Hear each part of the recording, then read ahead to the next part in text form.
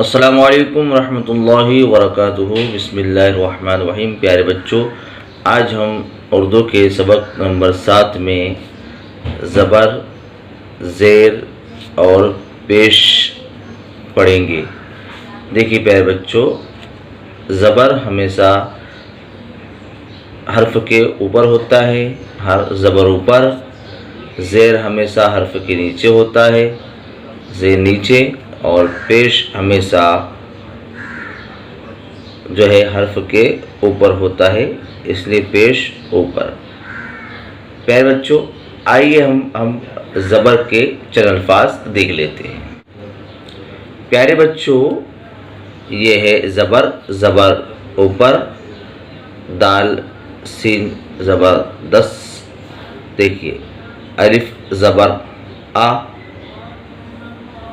با زبر با، تا زبر طا، جیم زبر جا، حا زبر حا، خا زبر خا، دال زبر دا، را زبر را، زا زبر زا، سین زبر صا، شین زبر شا، صاد زبر صا، طا زبر طا، عین زبر ع، فا زبر فا، میم زبر ما۔ یہ زبر والے الفاظ اب ہم تھوڑا آگے دیکھتے ہیں۔ میرے بچوں، نہ جڑنے والے دو حرفی الفاظ پر مبنی زبر کی مشق، جو آپس میں نہ جڑتے ہو ایسے دو الفاظ، جیسے مثال کے طور پر الف با زبر اب، را با زبر رب، را تا زبر رٹ، دا سین زبر دس دس، دال با زبر دب، را سین زبر رس، ڈا را زبر ڈر، اور زا را زبر زر۔